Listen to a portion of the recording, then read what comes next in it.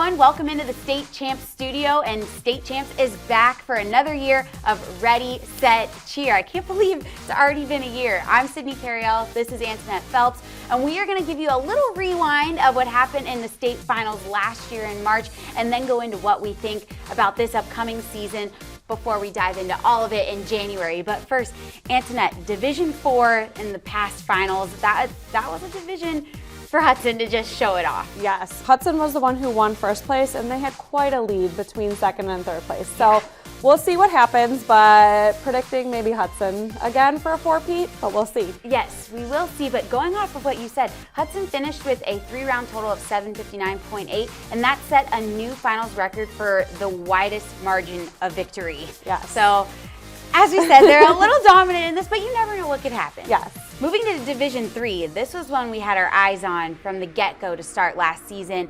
Who did we have last year as the winners? Okay, so the winner was Richmond. Right close behind them was Pawpaw. Yeah. Right close behind them was Notre Dame Prep. So we'll see what happens. Again, my prediction is Notre Dame Prep. Not just because they're my alma mater, but also I think they really were hungry for it last year, and I think they're going to be coming back pretty strong. I would not discount Pawpaw. Yeah. They were very close. Yeah. Antonette and I were there the entire weekend at the state finals, and I just remember that division. Everyone was so loud. Everyone was full on into it, and like you said, there was a lot of emotion there between all three teams. Yes. Just going for it. And actually, Richmond and Pawpaws, their third round, their scores were so close. Richmond had 317.4, Pawpaw 317.2. Yes. That's how close that third round was. Yep. So if that gives you any indication of what could happen this year. And even just their final score, only 1 point apart. Exactly, only 1 point. So we'll see how that goes. But like Antonette said, got to keep our eyes out for the others in that division. So moving on to Division 2, this was also a very fun division to watch. And I think the fans might have been the loudest in this division between Carlson and Allen Park. Woo, it was wild there. Yes. Okay, so first place was Allen Park, followed closely behind was Carlson, Southgate, Anderson, and then really fourth place was close to Divine Child. We'll see. I think Allen Park and Carlson, there's a lot of back and forth. Southgate is very close. My prediction is Carlson. Really? Yeah. I love Allen Park. I just think that maybe it's time for a little mix-up, and I know that they've been trying to go back strong every year. Yeah. So I think maybe this might be the year for Carlson. Yeah, when you looked at the 3-round scores, they were all really close. Allen Park just had a flawless round 3. Yes, they looked great. Thinking back, it was awesome. We're like trying to shoot, but also trying to watch at the same time. It's really hard. Just throwing that out there. But then lastly, we had Division 1, and this is always a really, really, really fun division to watch, and all the teams that were in it were so good. After round 1, Antonette her and I looked at each other and we were like, I don't know. They all looked, it was just great. Yeah, it's really hard to pick.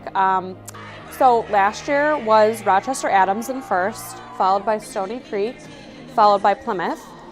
But really, all of the teams that were in Division 1 that showed up were amazing. Heartland, Rochester, Grand Blanc, there were so many awesome teams. It's going to be hard to pick. Yeah. I would be very excited to watch Rochester Adams again, but I also think that Rochester High School is getting a new coach. That might be kind of interesting to see where they end up. And Stony was not far behind, so we'll see. Yeah, it could be a toss-up, and Rochester Adams had 9 seniors graduate from last year, so that could play a factor in. But you've seen how it's a very up-and-coming. I feel like the underclassmen are just as ready, and it's all good. And then Stony Creek, highest finish since winning it in 2019. Yes. So it'll be so interesting to see. But those aren't the only teams that we want you to watch out for in this upcoming season. Antonette, who are some teams you think we need to watch? Okay, so here are my picks for some teams to watch. Brighton, I think you need to keep your eye on Brighton. South Lyon and South Lyon East. Milford, we had some clips of them last year. L'Anse Creuse North, same thing. Anchor Bay, Heartland, who was also at states last year. Rochester, again, always placing pretty high up, but getting a new coach this year and a new staff, so we'll see how that goes. Peewama, Westphalia. We didn't hear much from them last year, but they're always kind of a contender there. And Sterling Heights Stevenson. So obviously all the teams, but those are some ones that kind of stuck out to me. Yeah, so this is just one episode to give you a little teaser of what we have coming up in 2023. But Antonette is actually going to take a little step away from Ready, Set, Cheer because we've got a new addition to our family coming Yes. soon. Yes, I will be taking maternity leave. I'm having my third child in January, so I will be gone this season, but I will be watching everything from State Champs Online. We will definitely do a special announcement in our first episode to see, because we don't know the gender. So if you have any predictions, let us know. But we're so excited for not only Antonette and her family, but the new season coming up here. So everybody, happy holidays and have a great new year, and we will see you in 2023. State Champs Ready, Set, Cheer is presented by Lawrence Technological University. Visit ltuathletics.com and recruit yourself. Ready, Set, Cheer is also brought to you by the Michigan High School Athletic Association, promoting the value and values of educational athletics. The Michigan Army National Guard, a proud partner of the MHSAA. The Detroit Athletic Club Foundation's Athlete of the Year Awards. Applications being accepted now until March 6, 2023 for the male and female high school athletes of the year. Check out previous winners and download the application today at dacathleteoftheyear.com.